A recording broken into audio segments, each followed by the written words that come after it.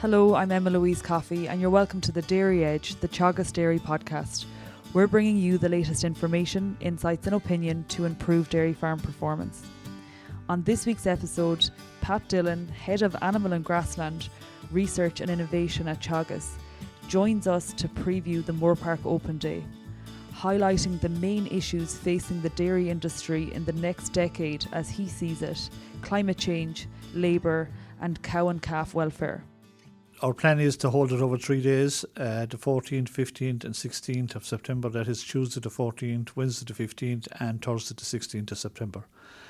There'll be two components to it. The face-to-face component, which was the big attraction in previous years. And the other one then is we're going to have a virtual component each afternoon. At this stage, we're not clear as the number of people that can attend on each day in terms of face-to-face. I mean, we will be guided by government guidelines in terms of COVID-19, and they're to be revised by the end of August. So we will know clearer in about a week to 10 days. As it stands at the moment, it's confined to 100 people and an outdoor event, and without seating. And that's even with that, we would think that we would be able to hold more than 100 per day in terms of rotating a number of people a number of times over the day. But we will know better in the near future. The Moorepark Open Day is a very good opportunity to take stock of, I guess, things that have happened in the past, but also looking forward to the future and what we expect in the future of the industry. If we consider the last decade, can you identify the main wins and challenges that have exposed themselves due to expansion? Yeah, Emma, I mean, it's clear there that the Irish dairy industry has been the fastest growing dairy sector in Europe over the last 10 years. It has contributed greatly to improve economic prosperity in rural Ireland, and in terms of growth and growth in employment and exports. We know that milk production has increased by about 68%, or in solids term, 87%. We saw this year that the average family farm income was 74,000. And if we look at it, the dairy industry today versus prior to the abolition of quota, it's in a more competitive position today. If we look at it within Europe now, we're the most competitive in terms of total cost of production and total cost per kilo of milk solids. So we're number one in terms of efficiency of producing milk now in Europe. We weren't that in the pre-quota time. And if we look at it just in terms of another measurement, you could look at it as total farm productivity has increased by 24%. So if we look at the key technologies, and they were there prior to the abolition of quotas, but we could capitalise on much better when quotas were abolished, and like EBI, better grazing management, compact calving and things like that. If we look to the future then, Pat, and you mentioned, the rate of expansion that we saw following quota abolition, it was unprecedented. So the rate and the time to get to those growth expectations was a lot shorter. Dairy cow numbers continue to grow in the last few years, albeit at a slower pace than, say, 2014, 15 and 16. But looking forward, do you expect to see cow numbers growing? Or do you expect that regulation, such as environmental policy, the seasonal processing capacity, are these things that are going to restrict growth in terms of cow numbers, new entrant farms, etc.? You'll have to say that the expansion in the next 10 years is not going to be as great as the last 10 years. We're all clear on that. I think the big challenge going forward now is climate change, issues around climate change, as you said, water quality, ammonia emissions and biodiversity. And I suppose it's really up to us as an industry is how good we are in terms of owning up to those challenges will have a significant impact in how much we can expand in the next 10 years. But I would be optimistic that there will be some expansion, but not near as much as what we have seen in the past 10 years. I think the title, Delivering Sustainability, as the title for the 2021 Open Day, is addressing those issues. You mentioned emissions, water quality, biodiversity. and this is at the forefront of dairy research and extension at Teagasc at the moment. How will you address this, I suppose, specifically at the Open Day? Yeah, I mean, Teagasc has published its SMAC curve, and that's shown really what the key technologies we need to adopt in terms of improving, reducing our carbon footprint of our milk and improving in sustainability of our systems. And we're talking about key technologies like protected urea, low emission slurry spreading, continue to increase the EBI of the herd, greater uptake of white clover on our pastures to reduce chemical nitrogen. And all those, and lots more technologies, all those will lead us to a lower carbon footprint in terms of our milk production systems. And a really interesting comment on that, Pat. Like say, we would have spoken previously with Tom O'Dwyer and Siobhan Kavanagh from the Signpost Farms programme, and they would have, I would have challenged Tom, are there new technologies out there? But I suppose he reined me back and explained that, really people aren't using protected urea, low emission slurry spreading, white clover, genetics to their full potential yet. So we really need to capitalise on those technologies before we start looking to more and more solutions. Yeah, and I expect other technologies will come on board in terms of the next number of years, Emma. But the first thing is, you're right, is these technologies we have them, and these are all not costing the farmer anything extra in terms of the production, but doing both things in terms of reducing the environmental footprint of our milk production system and at the same time increasing our overall efficiency of our system. And if we can look into some of the subheadings or subplots of the day, Pat, in more detail, there's a few new things and interesting things that our listeners mightn't necessarily be aware of. On the day, Dairy Beef 500, a new campaign will be discussed. Can you give us more insight into this programme? Yeah, I mean, it's a campaign we're just about to launch, and we would see it very important going forward that we see greater integration between the dairy and the beef industry. And both industries working together will develop a more sustainable dairy industry and a more profitable beef industry. So that's really the key. The key on the dairy farmer side is talking about using more beef, and that can be facilitated now greatly by using sex semen, using higher DBI bulls in terms of the quality of the bulls. All that and better calf rearing will produce a product for the beef industry that is more akin to a highly profit dairy beef system for the beef farmer. So it's join up thinking between the dairy industry and the beef industry will be really important. And like you mentioned a few technologies there, Pat, the sex semen and DBI in particular.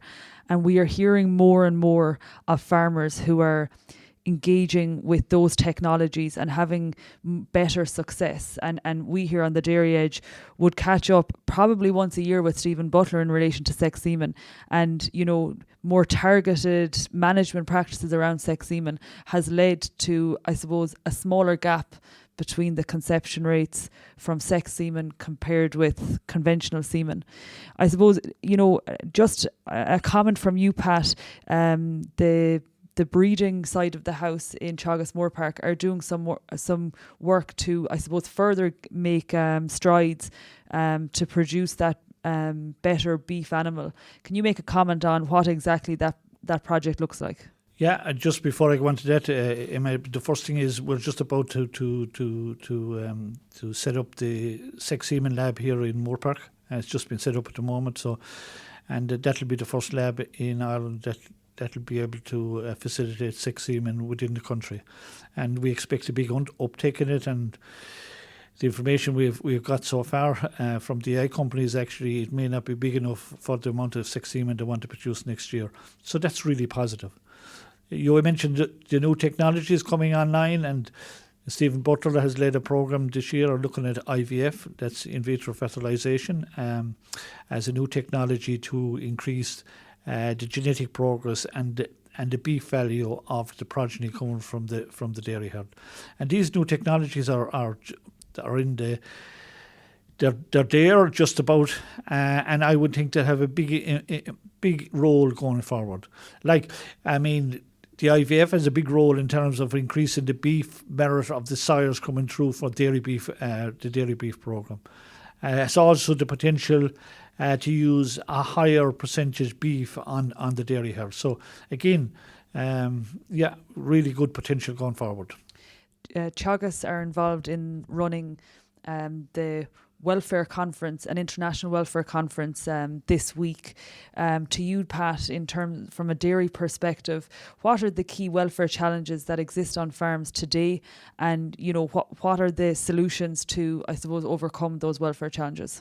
Yeah, I mean, we have a village, just the One Health village, and that's going to be focusing on one of the big aspects of that village is the whole area of welfare. We see two really important areas in terms of welfare. One is dairy cow welfare and the other one is dairy calf welfare.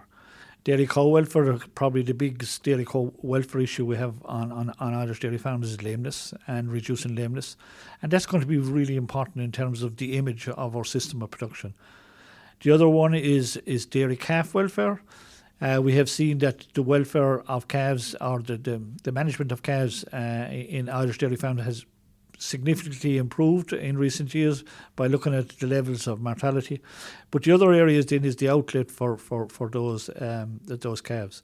And I would see a number of outlets for them that we saw this year. The price of calves went significantly up, and the export people couldn't compete with the types of prices that was being demanded. The work we're really looking at the moment is the export or the inter-community trade of calves. And we're looking at how we can improve the welfare of calves that are being exported, unweaned calves that are being exported. And we have initial work done, and some of it is guiding us to where we can improve the welfare of those calves being exported, whether that's to Holland or to Spain. An interesting comment you make, Pat, on the price that dairy farmers commanded for their calves, and maybe that is a reflection of use of the DBI, and there's people are being a lot more targeted in the calves that are being produced on the farm, a greater number of dairy beef calves, and in essence there isn't a glut of say maybe just solely dairy calves on being born onto farms in say the month of February, and it's taking that pressure off.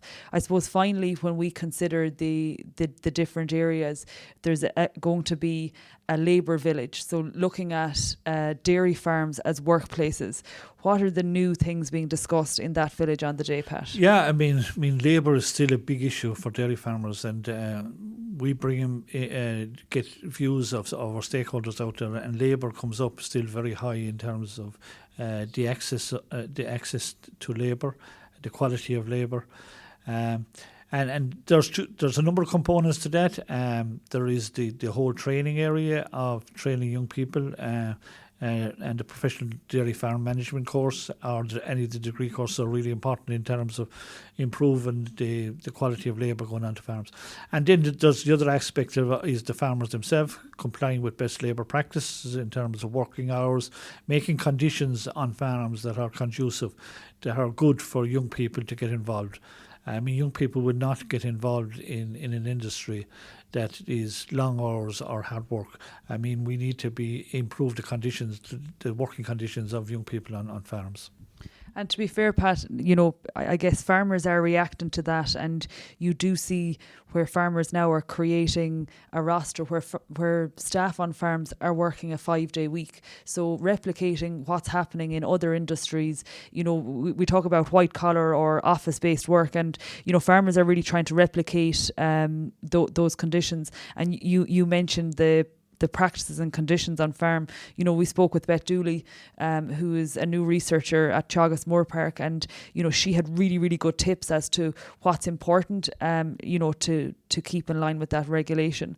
So I guess just to recap, Pat, Tuesday the 14th, Wednesday the 15th, and Thursday the 16th of September, we will have the Moorepark Open Day. Just to get into a little bit more detail with yourself, Pat, you mentioned, that the expectation is that we'll have the face-to-face as normal. You also mentioned that there'll be an afternoon, evening session. Will that be the same across the 3 days, or will that vary? Yeah. So, Emma, just to recap again, our plan is to open.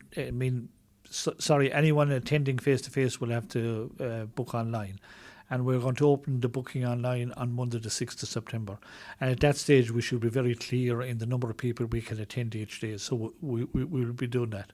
So people will have to book online, and they will have to comply with government best guidelines in terms of COVID-19. So just to go on to the evening session then, Emma, we have 3 different sessions, virtual sessions each evening. On Tuesday the 14th, the virtual event, which starts at 7 p.m. for 1 hour, it'll be on just key issues coming from the Open Day. On Wednesday the 15th, then we have an industry forum. We have key people from the industry speaking at that. And it's really addressing the key challenges facing the dairy industry.